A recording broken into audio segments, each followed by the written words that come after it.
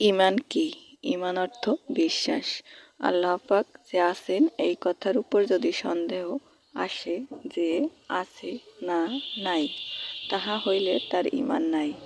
আমরা মুসলমান হয়েছি কালেমা পড়ে।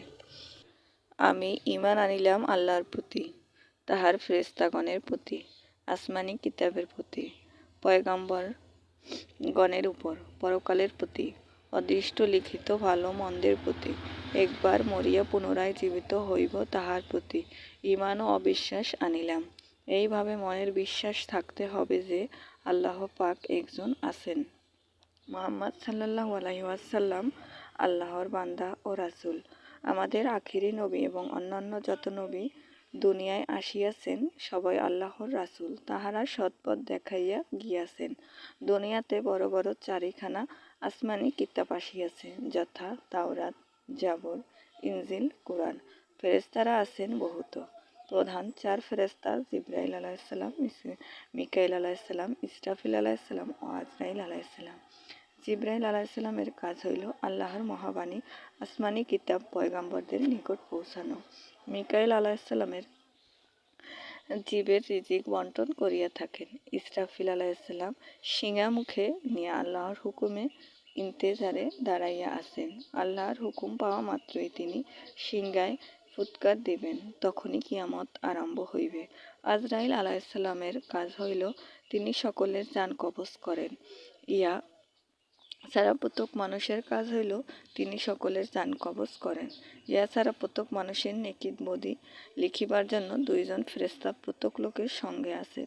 একজন ফেরেশতা ডান পাশে থাকিয়া সব নেক আমলসমূহ লিখেন, আর একজন ফেরেশতা বাম পাশে দাঁড়াইয়া বদ আমলগুলো লিখিয়া থাকেন। ইহা ছাড়াও কবরে সওয়াব করিবার জন্য মুনকার নাকির নামে দুইজন ফেরেশতা দুর্ধারকে কবরে রাখা হইলে জিজ্ঞাসা করিবে তোমার রবকে, তোমার দিন কি ছিল এবং তোমার নবী কে ছিলেন?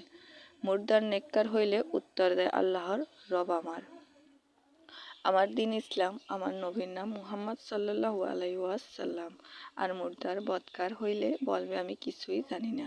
কিয়ামত হইবে নিশ্চয়ই, যার তকদিরে যাহা আছে তাহা হইবে। মরণের পরে আবার সব জিন্দা হবে। হাসরের ময়দানে আল্লাহ পাক হিসাব লইবে।